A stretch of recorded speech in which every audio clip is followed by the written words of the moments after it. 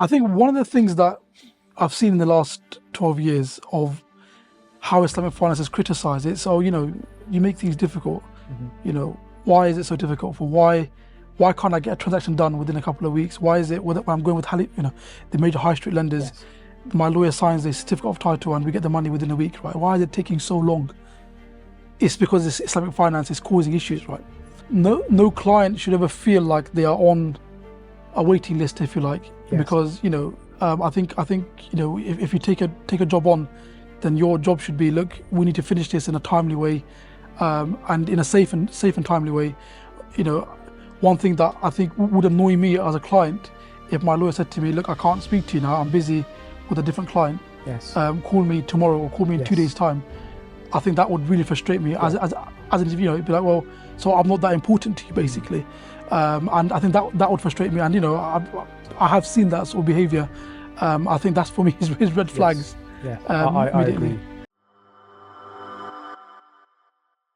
Afsor, Assalamu alaikum. Thank you so much for taking the time out to joining us on this Islamic Finance podcast series that we're doing. For those people that maybe don't know you, haven't come across you before, tell us a little bit about what is it you do. Yeah, sure. Thank you for having me on the show. And yes, I'm Afsor. I'm an Islamic finance lawyer. I specialise in Islamic finance, real estate. I also do a bit of banking as well. So what I typically do is I support clients that are providing finance or buying or selling usually real estate assets, and most of the time if they're structuring them using Islamic finance structures. And what got you involved in this space? There's not many people, there's very few lawyers that I know of that operate in this space. What got you involved and interested in this? Yeah, so I mean, when I was doing my training contract in my original law firm, I did a lot of Islamic finance during that time, and I got exposed, I suppose, to the various types of Sharia-compliant structures that were out there.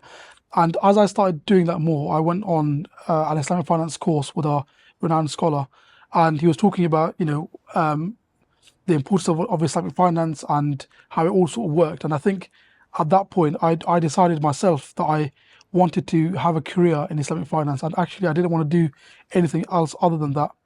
And then since then, I've just pursued it, really. Yes. So this particular space or this specialism, how long have you been doing this now? I've been involved in Islamic finance, I'd say probably for about 12 years now. Okay. And I've switched between acting for the lending side or the banking side, and acting for the individual side and the sort of borrower side, if you like. Yes. So there'll be the traditional purchases that we think of, like a purchase of a home. There'll be maybe an investment property like a buy-to-let. It could be some kind of a bridging. Is there anything other than that, or is that kind of the core part of what you're doing? Yeah. So with Islamic finance, I mean the key thing to note is that it's almost not tied into the asset that you're buying per se, because it can be used to fund aircraft, for example. It can be used to fund ships. It can be used to fund as you mentioned, buying your home or buying a buy-to-let, but it can also be used to fund commercial property. So long as you haven't breached any of the Sharia compliant requirements, so you're not investing or buying anything which would fall foul of Sharia. So for example, you couldn't buy a pub that sells alcohol. You couldn't buy a casino, for example, because that would be gambling. So if it doesn't fall foul of those sorts of sectors, activity in the building. Yes. Without going into the detail of mixed use buildings or buildings that have elements of that. Like a hotel, for example. Like a hotel, for example, or even a supermarket, for example. The general rule is so long as the asset which you're buying or investing in doesn't fall foul of Sharia, then generally speaking, you can use Sharia compliant finance for that. Is it the majority percentage is not derived from anything that's so the scholars will put a different percentage as to what they would and wouldn't classify it when it becomes halal or haram. Yes. So when we talk about Islamic finance, elaborate a little bit more. What are we talking about? What is the topic, the breadth of what we're referring to? Yeah, so I mean, when I often speak about Islamic finance, the first thing I say is is Islamic finance using the difference between using a pound or a dirham? And the answer obviously isn't. But although sometimes the perception is, is Islamic finance some special type of money that you use to trade? Having said that, now with the rise of Bitcoin, maybe that will change slightly. Yes. But no, essentially, when we talk about Sharia compliant and Islamic finance and within sort of the real estate sector and sort of asset purchasing, well, what we're really talking about is how do we make a particular transaction Sharia compliant so that it falls within the facets, if you like, of what is deemed to be allowed and permissible. And that's essentially what Sharia compliant is. And if you think about under Sharia, everything is allowed except that which isn't allowed. As we know, one of the biggest issues with financing is interest, or riba, if you like. And over the years, obviously, scholars have created different structures, if you like, which they have said these structures, if used properly and drafted properly, would be Sharia compliant because they don't fall foul of the various restrictions of how you can make money, basically. Yes. And in terms of structures, like especially legal structure you'd get involved in putting together or executing, tell us about the different options available and the different sort of type of structures that are typically used. Sure. So I'll start with the one that's quite common to the person buying their property or buying a buy-to-let investment property for themselves. And that would be the diminishing Musharaka. It's also called a diminishing co-ownership. The word Musharaka comes from partnership, the word shirk, obviously, to partner. So it's a diminishing co-ownership agreement whereby both the lender, both the financial institution and the customer, if you like, or the borrower, will enter into an agreement whereby, let's say the bank says, I will fund 80% or 70%, whatever they are, the maximum that they will fund. The individual will say, well, I will put in 30% to buy the property together. So the property will be purchased together. Typically, the bank will take the title and say, we will hold the title on trust for both the borrower and itself. But they'll also agree that actually, if you pay us back our percentage, you're entitled to have the property transferred back to you. Within the agreement, obviously, as the bank or the financial institution isn't going to be occupying the property, they'll say, well, you'll occupy the property, but it's only fair since you're occupying it for you to pay us rent. So they'll create a separate lease in place where so each month you'll pay money towards increasing your acquisition, but you'll also pay rent. And the rent, sometimes people say, well, that's the rent is almost the substitution for interest, if you like. Yes. So that's the way the bank makes its money, through the rent that it makes. So you'll pay rent plus acquisition cost, and by the end of the financing term, hopefully you would have increased your share from the initial 30% that you had, or 20%, or whatever it was. Once it's increased to 100%, the bank will then transfer the asset into your name, and obviously the lease itself will fall away because there's nothing else to pay. So that's the diminishing Musharaka structure in a nutshell. And that's the most typical for home purchase plans? Yeah. Yeah, so when someone's purchasing a home. Yeah. So that's typically used in home purchase plans. It's also been used for buy-to-let property as well. But I should say some financial institutions are now switching towards using Murabaha, which is the other one that I'll come to. Historically, Murabaha was only used or reserved for commercial property buying. I've seen it started to be used now for residential as well, actually. So Murabaha, how does Murabaha work? So with Murabaha, everything looks very similar to a conventional arrangement, if you like. You've got the main facility agreement, you've got the main legal charge, and by the way, the legal charge you'll also have in the diminishing Musharaka. So there will be a legal charge at the end of it. But the difference is the mechanism of how the funding is provided at the end. And in a Murabaha, both the customer, or the borrower, if you like, and the bank would agree that the bank will purchase metals, and typically, they'll use a non-precious metal. They'll buy the metal and they'll trade the metal immediately, and then they'll sell. The customer will agree the profit in which the metal is to be traded at, and that will be that payment will be deferred over the course of the loan, if you like. So that's the mechanism at the end, so that what it's avoiding doing is lending money for money effectively. Because what it's doing there's is a trade attached to there's it. a trade attached to it at the end, where there's buying and selling metal at the end of it for a profit, and the profit is paid at a deferred rate, aka the course of the finance term. Hey, if you're enjoying this video, I'd like to ask you for two things. Firstly, who's one person that could probably benefit from hearing this right now? Click that share button and get this video sent over to them so they can see this as well and also benefit from this information. Secondly, if you could click on that subscribe button, it really helps us probably more than you realize.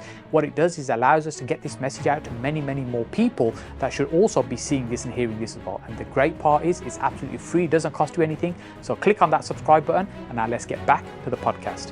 Which is like your monthly payments, Basically, yeah. as it were. Yeah. And so in that particular example, the customer stroke borrower, they're not involved directly in the trade. That's all organized in the background for the precious metals. Well, interestingly, I mean, it all depends on how the documents are drafted, but the depending on how they're drafted, sometimes in the initial trade, the customer will be involved in the trade itself. So there'll be various schedules that we send back and forth.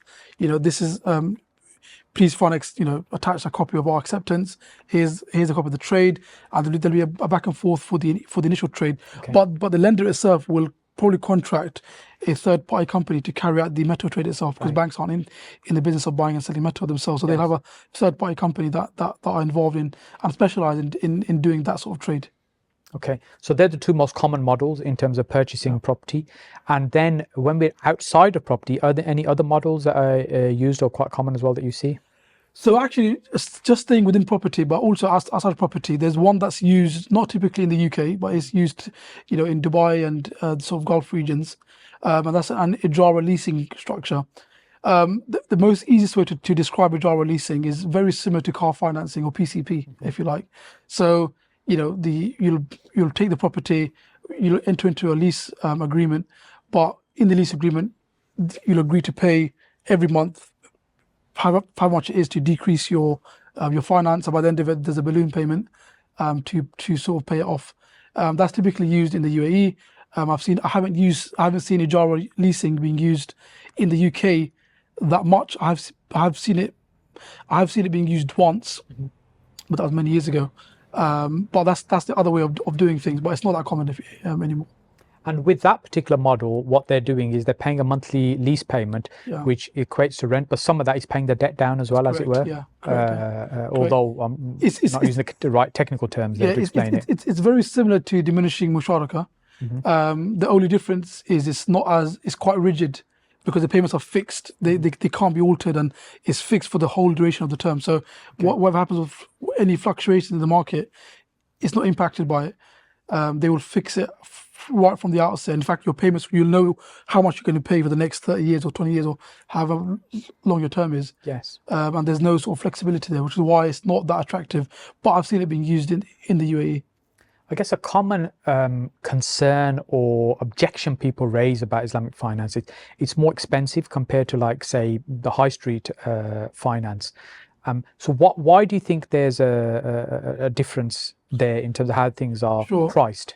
I think from a pricing point of view, one thing to consider is, there is a cost of borrowing, if you like. So any financial institution that's providing finance in the UK, you have to ask where have they got their money from. Yes. And if you look at some of the bridging providers, for example, they have got their money effectively from borrowing it from somewhere else, or they've got a separate facility arrangements somewhere else, and so they've got their own overheads to pay before the money even comes to you. So if you compare that model compared to some of the major banks or the major high street banks, the cost of borrowing is lower. They've got access to treasuries, and they've got, they are some of them are trading. Well, most of them are trading as well. So for them, and they've obviously also got current accounts and all these other sort of products and things which can generate income for them. So for them, actually, it's the cost of borrowing is lower. Yes. So just as a clarification there, when we talk about cost of borrowing, we're not talking about interest-based borrowing. So the source of funds like on a traditional bank, what might have, which Yeah. might involve interest as well, Yeah. versus one that's done in a Sharia compliant structure. They're not borrowing money in the same way and paying interest, so their access to that money comes at a different cost. Yeah, absolutely. I should caveat that and say there are some bodies of, or some lenders, if you like, that are doing Sharia compliant structures who are borrowing actually in the Okay. conventional sense, Right. which is very controversial. In the back end. In the back end, yeah. Yes. Okay. And I think some will be troubled by that. And there has been a rise of that type of business because people have seen an attraction to give Sharia compliant financing. So that's and that's probably easy for them to scale and deliver, because Yeah. effectively they're just borrowing on the traditional wholesale markets. Yeah. Then they're creating a structure, say, right, this money, wherever it's come from, Yeah. we're now going to provide it in a Sharia compliant Yeah. structure, but it's questionable where it come from originally. Yeah, I think some people will be uncomfortable with that arrangement, and and you have to question as to what the intentions or motives are, I suppose, of companies that are sort of doing that, and if it's worth supporting that or not. And a lot of people will say, well, I don't really care. If the scholars say then it's fine, then I'm okay with it. But others would say, is that really supporting Islamic finance? Wouldn't we rather support Yes. a company that is trying a bit harder to sort of make sure the whole thing Yes. is Sharia compliant? So I'm not going to sit here and give a fatwa or say what isn't allowed, but I did want to clarify that point to say there are certain companies that are sort of doing that. Yes. And in terms of how the structures and the demand has evolved, how have you seen that over the last decade or so? I think one thing that people accept now, that Islamic finance is quite resilient, unlike the sort of conventional or the traditional financing, where there's been a crash in terms of interest rates and everything else. Islamic finance seemingly has been very resilient in that sort of space, because it's not tied directly, I guess, to the Bank of England interest rates, or It's not tied to the money markets, effectively. yeah, effectively, yeah. Most of the Islamic finance providers, they do use the Bank of England benchmark and indexes as a basis of how they will price their products. So for comparison purposes. Exactly. But they're not tied to the money markets. And Yes. I think that has allowed people to think more, it's grown some attraction, I suppose, to Islamic finance. But I think equally, we have seen the rise of, ESG forming part of company principles. And I think people are looking, people are talking about green finance and sustainability, and Islamic finance actually is seen to be closely related to sustainable finance, and sort of doing things in an ethical way. Yeah. So Islamic finance is not just based on the fact whether there's interest or riba associating the transaction. There's other aspects of it as well, which is what you're referring to. Absolutely, and if we look at Islamic finance holistically, and moving just beyond the core principle, which is avoiding interest, Islamic finance is more about that. The tenets of Islamic finance is all about alleviating poverty, Yes. creating wealth, generating wealth for individuals, protecting wealth as well, actually. And these are the core principles of sort of Islamic finance. And I think one thing that I've seen is that people, they get attracted to that, is that what they're seeing is, look, here are lenders and financial institutions that are trying to do things differently. They're more ethically based. They're more ethically based, and they are sort of trying to do things better, if you like, rather than just trying to constantly drive up profits, if you like. Yes. And how have you seen the appetite for this type of finance evolve over the last decade? I think where you get different market conditions, I suppose that always has an impact. And obviously we've had different governments that have changed things like SDLTs and offering reliefs and this sort of thing. Making Islamic finance more accessible. I was going to say making finance less accessible. Less accessible. Okay. Because if you think about it, they had the SDLT 3% surcharge, Oh, okay. Yes. which then impacted on foreign investors that were looking at investing in the UK. So if I look at the market before that, there were lots of a huge clientele base from Qatar, from the Middle East, that were literally pumping money in every other week, basically into property. Yes. And UK property. Yeah. we had the 3% surcharge.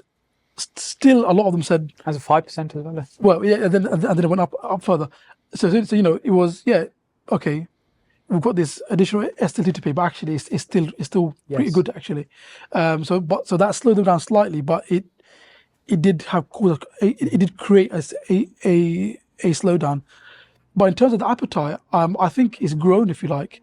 I think the younger generation, as they're coming up, they are looking more carefully as to how are we spending our money. Yes. How are we going to buy things, and they're asking a lot more questions. Yes. Whereas historically, maybe those questions weren't typically asked. If we go back even further than that, to my grandparents' age, and I asked my my mother how my granddad bought his house, and it was community funding. He had it's very common in the community. He lived up north, yeah. So he asked people to borrow him 20 grand. I think the house was only 5 grand anyway. Essentially, the community chipped in together to lend him the money. Exactly, and then he would with no interest. Exactly, and then he would then gradually pay them back. But then in the middle somewhere, I think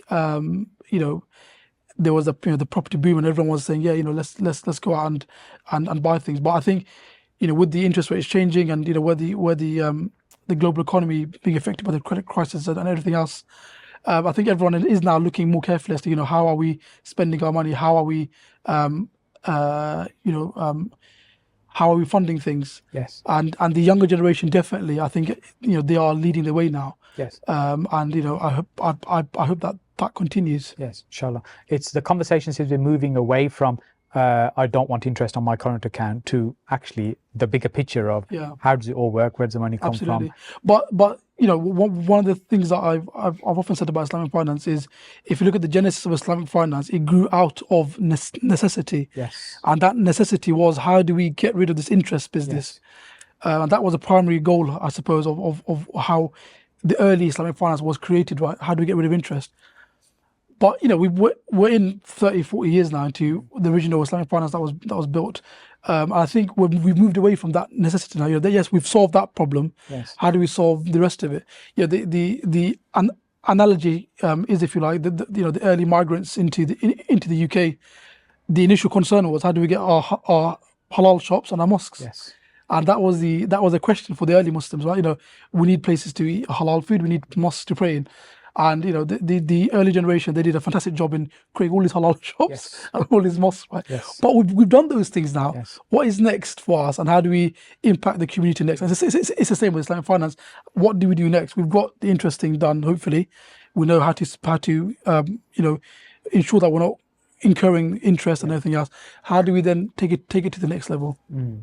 So, in terms of the typical type of deals that you see and that your transactions that you're involved in, what type are the typical structures that most people tend to use Islamic finance for? So is it purchasing a home, developing property, buy-to-lets, commercial? What would you see typically? I think there's a mix, to be honest. It's hard to sort of pin down what people are sort of doing it for. More recently, I've seen the rise of lots of bridging providers that are providing bridges on commercial and residential assets. And I think that's just because I think a lot of clients, with the current state of play with interest rates, are finding assets that are, very cheap or priced very well, and they are in need of to secure funding quite quickly. So bridging typically gives you the access to funds quite quickly. So I've seen a rise in bridging, if you like, just to acquire the asset, and obviously later on think about the exit. But I've seen that more than residential and commercial property buying. I've seen a lot of bridging happening. I think development at the moment has paused slightly or slowed down. Obviously developments haven't stopped, but I think development finance has slightly slowed down. But I think it will recover, hopefully.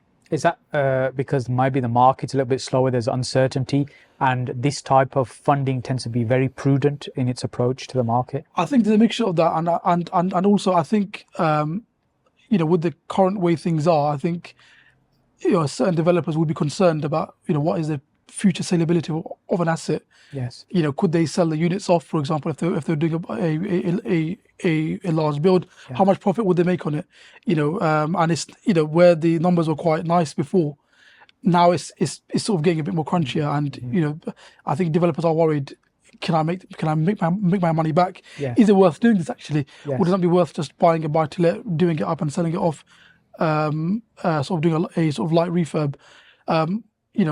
That's where I think we've gone with it, but only time will tell, I think. Yes. So over the years, I'm guessing you work with lots of different, I was going to say lenders, but providers of finance in this space. And do you see a fairly consistent approach to the borrowers in terms of, for example, let's say they were struggling in terms of payments or these kind of things? Do you see a fairly consistent approach in terms of that, or do you think that varies from really the lender stroke provider? Sorry, just clarify. Sorry. In terms of the borrower's experience, let's say a borrower fall into some difficulty. Yeah. With a traditional high street bank that have a process of, okay, this so many arrears, then we're going to go and repossess the property. Whereas in Islamic finance, you'd think they'd take a more kind of ethical approach and a more understanding approach. Do you see that approach is fairly consistent across the different providers, or do you think it varies? I mean, I think if I went out to the market and said, yes, go with Islamic finance, if you don't pay your mortgage for the next 4 months, you'll be fine. Yes. I'd probably be assassinated on the way home as to why I said that. But in terms of, look, I'll answer the question differently. One of the things that I often get asked is, look, how Sharia compliant are these banks and lenders? Are they really Sharia compliant? They're doing the structures. They look conventional to me. What makes them Sharia compliant? And the way I would tackle that question, I said, look at the structure which they're using, and ask yourselves, or look at the scholars that have said that it's okay, and look at the arguments in which they've made, just to get yourself comfortable on that. But then beyond that, ask yourself, who are the individuals that are running these operations, and how are they running things? Yes. And actually, if the individuals that are doing it, they've got that zeal, if you like, they've got that ethical nature about them, and they themselves want to bring about change, and they themselves believe in Islamic finance, I think that's where you'll find your magic, if you like, and that's where you'll find your peace, because ultimately it's the people that are running it that make the difference. If you've got people that are running it who don't really believe in Islamic finance, don't really care about it, it's just a business. It's just a business. Yes. I think using the Islamic phrase, the barakah from that business is almost removed. But if you've got people that are genuinely trying to make a difference, are genuinely trying to follow the Sharia guidelines, I think that's where you'll find the barakah. Because ultimately, what we're doing in Islamic finance, we are desperately trying to do our business affairs, and do it in accordance with what Allah has asked us to do. Yes. And that itself is a struggle. As even in life in general, trying to navigate your worldly life and trying to keep God, be God conscious, if you like, is itself a struggle. I think about meetings. You might have a meeting that runs through prayer. As a typical example, we just had Ramadan where everyone was fasting long hours, and it's the same with Sharia compliant financing. Are the players in the market, are the ones that are doing your financing, do they believe in Islamic finance? And that's where you'll find your barakah, if you like. But to answer your question directly, I think it all depends on which provider you're sort of going with. Yes. But that's what I look for. Often the perception is you need a large amount of money to be able to get involved in property. Although that can be the case, it doesn't necessarily have to be. There are many, many different ways that you can make money from property. The biggest challenge is, though, that many of them can't be done in a Sharia compliant way. There are, however, still some strategies and techniques that can be used to make significant profits from property. I've put together a short training for you that explains how you can make money from property in a halal and Sharia compliant way. Head over to the link, which is sajhussain.com/halal, and you can get the free training there. Now let's jump back to the podcast. Yes. Okay. And ultimately it's about the people behind it and their intention, what they're trying to achieve, and who's running it. When in your experience, you get to see lots of different purchases and structures and these deals being done. What are the typical kind of challenges do you think a borrower/customer would experience or comes across in this situation? I think one of the things that I've seen in the last 12 years of how Islamic finance is criticized, it's, oh, you make things difficult. Why is it so difficult? Why can't I get a transaction done within a couple of weeks? Why is it when I'm going with the major high street lenders, my lawyer signs a certificate of title and we get the money within a week, right? Why is it taking so long? It's because this Islamic finance is causing issues, right? And that criticism itself is so unfounded and it's completely unfair, because the actual reality is that the Sharia compliant side rarely causes an issue. The Sharia compliant side rarely causes an issue. That's the paperwork, the structure, and how the deal's being put together. And it doesn't matter which structure you're using. If it's a Jara, the ones we spoke about, that's using the UAE. If you're using Musharaka, if you're using Murabaha, it rarely causes an issue. Where it causes an issue, the Sharia compliant side, is where your lawyers where the lawyers that are acting for the borrower stroke customer haven't properly understood how the structure works. So with Musharaka, for example, you have to understand that there is going to be a lease that goes back to the borrower, and that the transfer has to go to the bank. If you can understand that basic concept, and you can make sure that that's married into the documentation, the contract, the sort of transfer deed. If you're buying a leasehold flat, to make sure there aren't any restrictions in the lease that will prevent that structure from happening. If you can understand those bits, then the Sharia compliance side isn't your issue. So then most lawyers actually get that bit done quite nicely. And I've made it my personal mission, actually, if you like, to meet with the major developers to educate them about Islamic finance, so that they are, without there being a business angle behind it, just to say, look, if you come across a Sharia compliant funder behind a certain deal, they're going to ask for these things, right? So just be aware of them. They're not trying to be strange or obtuse, but this is what they require. So anyway, let's say we solve that part. There's still delays. So then you ask yourself, why are there still delays? And this actually has nothing to do with the Sharia compliant. It has all to do with property conveyancing. And what in the last 12 years, one thing that I've seen, the delays that happen is because the lawyers that are acting on the customer or borrower side, they haven't properly understood how, that becoming too insulting, but they haven't properly understood basic conveyancing basics.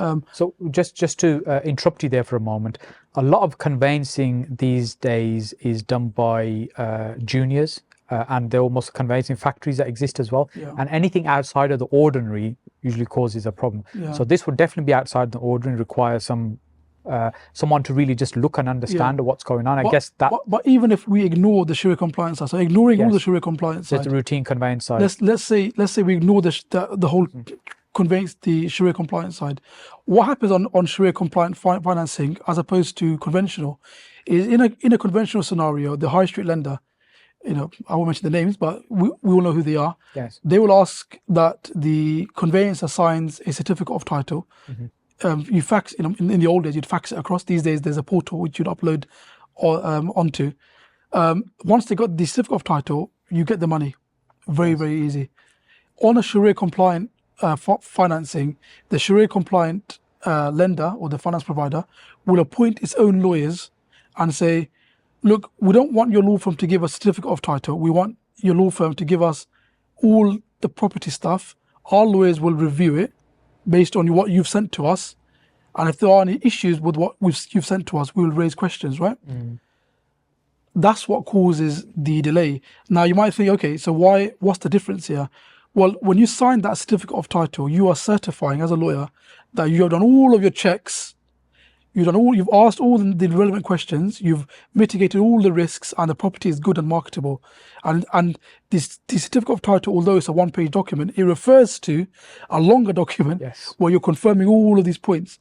So what is the bank's lawyer doing? All the bank's lawyer is doing is they are asking the questions in the longer document. So the reality is, if the transaction gets stuck because the bank's lawyers or the lender's lawyers are asking too many questions, the problem here is that the borrower or the customer's lawyer should have the answers to these questions before they've even raised it. Yes. Or how else were they going to, if it was a commercial lender, how else would they have completed? Yes. And that's where you get exposed to lots of bad conveyancing, because then you see, wait a minute, why didn't you think of this issue? Why didn't you spot this issue? Or why, there's a whole heap of things, right? And sometimes very, very basic points, you think, hold on a second, you're selling a property, the person that's selling it, the name is different. What did you get for that, for example? Yes. Oh yeah, sorry, let's ask for a marriage certificate or a probate or something. You think, should not have not asked that These for things beforehand. should have got picked up in the conveyance. Yeah, Yes. exactly. Yes. Yeah, and and I can say now, because viewers watching might be thinking, yeah, well, you act for the lenders, so you can sit back and no. Actually, to be fair, I've done both sides. Both sides. I continue to act for borrowers and customers on some deals, and I continue to act for lenders on other deals. And actually, sometimes I might miss the odd point here and there. Yes. Sometimes it's not major points, hopefully, but sometimes I do miss the odd point. Oh yeah, actually, fair enough. I sort of missed that point. But what I do is, when I send my legal pack off to the bank's lawyers, I'll make sure I populate it fully, and I will show them the issues. This is an issue that I found. Okay. Here's the solution to that issue. So rather than waiting for them to give me here's the issue, what's the solution? Yeah. I'll give them the problem and the solution beforehand. So that way, as soon as my documents land with them, they've got all the issues and they've got the answers, and then they'll say, right, when do you want the money, basically? Yes. Which is exactly how it should be. And there are, I have to say, there are some law firms out there that do operate in that way, that are able to provide very comprehensive legal packs, if you like. A typical user, a customer, they won't necessarily understand or be aware of this. And I know your experience is not just executing these, but you've also helped formulate some of these contracts and documents over the years as well. And do you think it's important for somebody to be using a legal firm that is familiar with these, or do you think most firms can pick it up and just deal with it? I think the question here is, what sort of service do you want, and what sort of service are you after? Now, look, when I get asked to quote for work from clients, they'll ask me, look, how much are you going to charge for this? And I'll give them my quote, and the answer I typically get back is, why is your quote double what we were quoted for by someone next door to us? And my answer is, look, if cost is the biggest factor to you, and actually, I fully appreciate, we are in a cost of living crisis, and actually that could be a major factor, then fine, absolutely, it's probably best that you go with your high street firm, or firm that's sort of local to you. But if you want service, and if you want a firm that fully understands property conveyancing, I think that's first and foremost. They need to understand how conveyancing works and how financing works. If you get a firm that understands that, the Sharia-compliant side, is absolutely, they also need to understand that bit. But actually, if you've got a good law firm that reads documents basically properly, then there's no reason why they won't be able to understand that aspect as well. Some firms will say, even though they're brilliant law firms, they'll say, you know what, we've never done Sharia-compliant financing, and we don't want to take the risk with you. So it's best that you go somewhere else. And I respect those firms more than anyone else, because they're saying, look, we don't want to take the risk. Other firms will say, you know what, actually we will learn it as we go along, and they'll make a whole heap of mistakes. Yes. So I think when you're selecting a law firm, I think it's very important to understand, who's going to be handling your matter, what level are they at, what experience have they got in sort of property conveyancing, and what service level will you be getting? Are you going to be one client out of 500?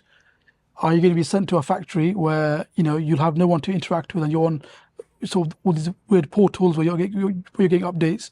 Or are you going to be getting a lawyer that understands everything, someone of senior level? But obviously, the more senior lawyer you pick, the price will be Yes. reflective of that. Yeah, you're essentially paying for the experience Yeah. and the expertise, Yeah. and so it's making a decision what you want. And I know you're involved in a transaction right now that you're doing with us. In my experience, there's very few lawyers I've come across that really understand this or have the experience of doing these transactions. There's not many at all. Would you say that's fair, or just my experience? What I would say is I've seen firms that have never done Sharia compliant financing but have been good law firms. So in London we've got there are good sort of city law firms. They're not massive, Yes. but they're good city law firms and they've got good pedigree of lawyers there. And those firms typically wouldn't have done much Sharia financing, but they've got good property lawyers that understand property very well and understand those things very well. And they'll actually be able to get the transactions done quite quickly. So those firms I think are very good.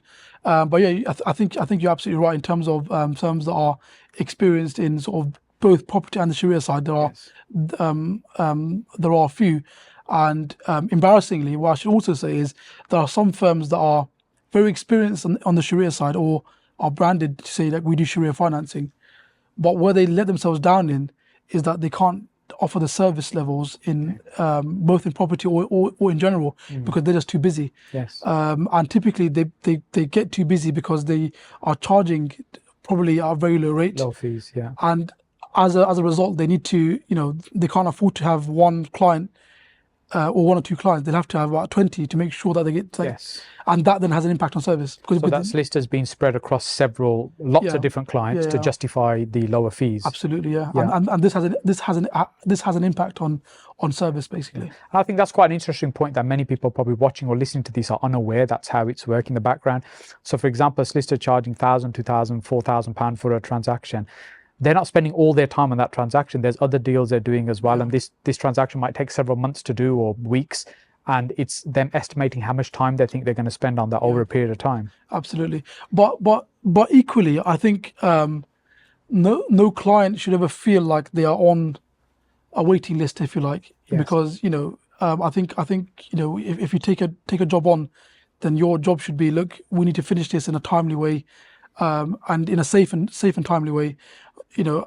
One thing that I think would annoy me as a client, if my lawyer said to me, look, I can't speak to you now, I'm busy with a different client. Yes. Call me tomorrow or call me in 2 days' time.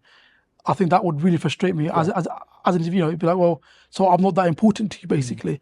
And I think that would frustrate me. And I have seen that sort of behaviour. I think that's for me is red flags. Yes, I agree. 100%. I think that your relationship with your solicitors, accountants, these kind of key people that are involved in your business, particularly if you're in the business of property, they're like your key partners and advisors. And if you have a difficulty accessing them, then maybe they're not the right people no, absolutely. For you. And one thing that I've always said, what a lot of my colleagues say, look, how did you you got sort of very decent clients and you get sort of regular business. What's your secret? Is it the firm that you're working in? Is it the brand that you're working in? I said, not really. I've worked across different firms, and it's never been about which firm I'm sort of working with. I said, look, it's just about service delivery. Clients, they want good service, they want efficient service. They're also very understanding. If you're unwell or if you've got personal family issues, and you tell them, look, unfortunately, on this particular, I won't be around. They are quite understanding. They won't expect you to be, on the operating table, sort of doing work, right? But at the same time, they, when they call you, they want you to respond. Yes. And I think a basic component is just being responsive. Yes. Just when they call you, just pick up your phone, or if they email you, get back to them in good time, just to give them an update. And sometimes, and I did a whole post about this on LinkedIn. Sometimes, if there's no update, just tell your client there's no update, rather than them waiting. Communicate that. Rather than them waiting all weekend, worrying what's going on with my property. Yes. And then Monday saying, oh yeah, nothing happened. Yes. Just tell them on Friday, look, nothing's happened. Yes. Monday, I'll waiting on this. I'll update you, and that's the best type of update to get. And I've honestly lost count the number of clients that I've managed to, alhamdulillah, obtain, just because other lawyers weren't responsive. And I've said to them, how come you came with me? I said, you're the only one who called us back. So thanks, Yes. and that was it really. It was just Yes. being that bit more responsive, and then obviously once you've got the job, obviously to do a good service, and then once you deliver a good service, people talk and Yes. they cross refer and sort of Tell other everything else, people about what and you're doing. then your personal brand sort of spreads further. But that's the way that I've sort of always thought about it. Just do a good job. There's no secret to it. Yes.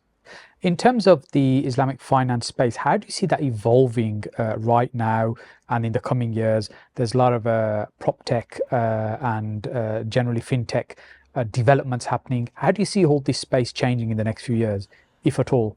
I mean, I think one thing to note is that, look, going back to my earlier point that I made, is look, we've gone past the halal shops and the mosques now, so we've gone past that sort of initial genesis stage, and there's a well-known thinker who spoke about going from halal to tayyib, so going from just being compliant Yes. to going to the best, or getting the best Ideal. type of, or the Yes. ideal, Yes. if you like.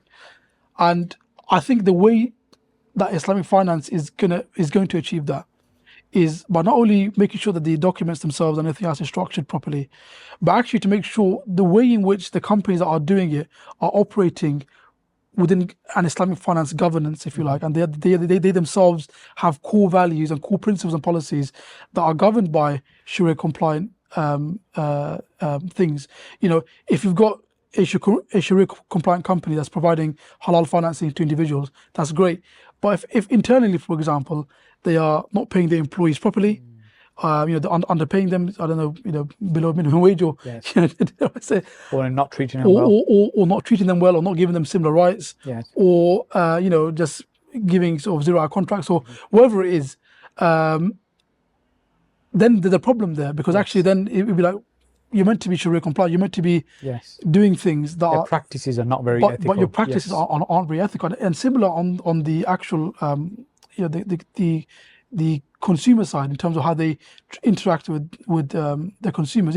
If you get, so for example, if you call the call center for an Islamic finance provider and you're waiting 2-3 hours on the line, and you get someone that's rude or impolite or just doesn't really care, you think, are you really Sharia, Yes. are you really Sharia compliant? Yes. And I think these things is one of the ways in which Sharia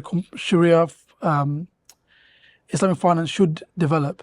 The other ways, obviously, you mentioned fintech, and we are seeing a lot more of the newcomers, or not newcomers, but the new face of Islamic finance focusing on fintech and So it's evolving. how to streamline the process quicker. We've had the historical submit your paperwork, give us your bank statements, and the old bankers going through with the highlighters, your transaction history and that sort of stuff.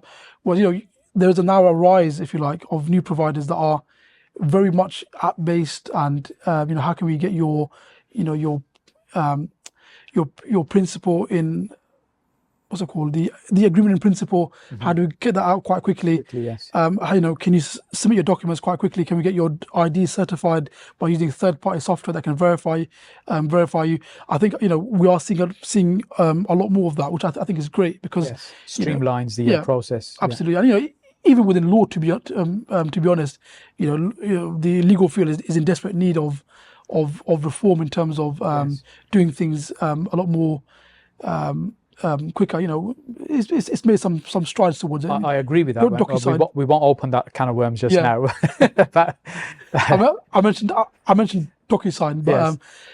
But then also on the fintech side, one of the other things that I've seen is platforms that aren't just looking at Sharia financing in terms of real estate and investments, but are looking at other ways in which fintechs can be Sharia compliant, and looking at the other areas of Islamic finance. So I mentioned to you protecting wealth Yes. and generating wealth. What are other ways in which you can do that? And I'm giving a teaser to potential other speakers that might come on your show.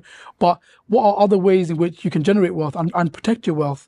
Because those are also key components of Islamic finance. Yes. And there are other providers now that are focusing on those aspects, which I think is hugely important as well.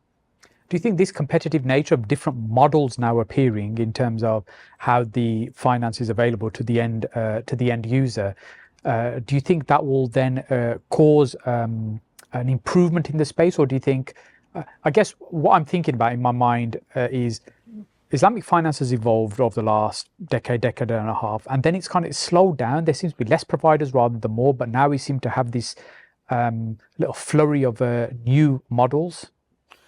I think with the modeling,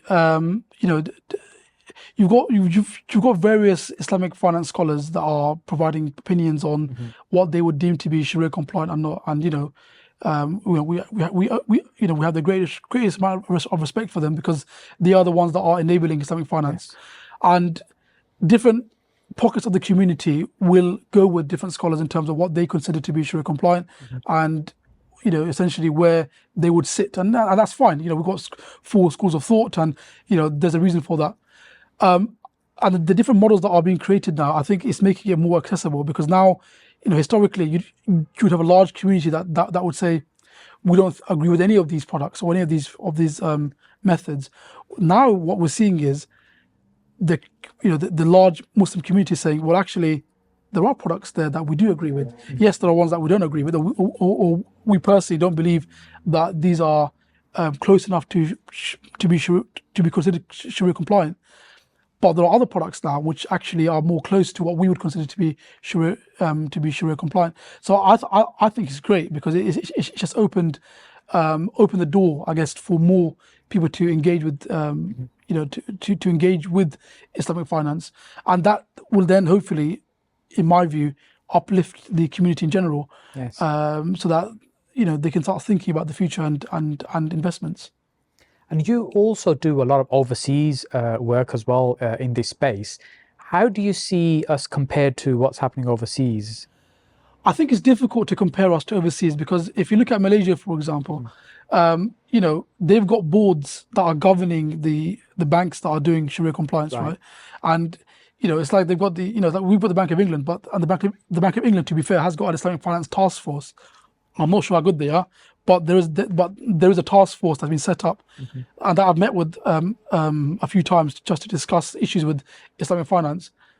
But within Malaysia and Qatar, and they've got massive boards that just sit on top, that govern all of the Islamic finance relationships and how these sort of banks interact. Yes. And that makes it easier because you've got a governing body that's looking after it.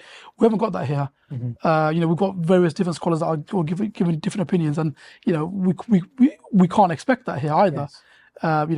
It'd be unfair to imagine a day where we had something similar, unless the Bank of England decided that actually there was sufficient merit to create something that would govern all these relationships. But I don't think there's enough appetite for that to sort of do that. I could be wrong. Yes.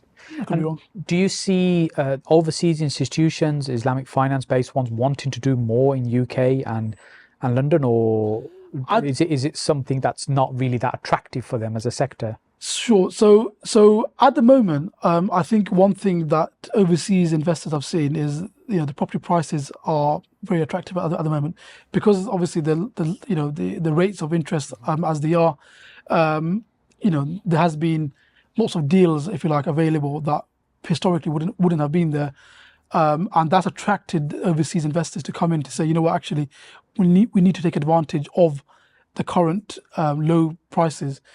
So there has been a massive interest in that, and a lot of them haven't looked at even financing. It's just been going to buy it with cash. Some have looked at sort of JV type structures where they'll partner up with a fund or something else.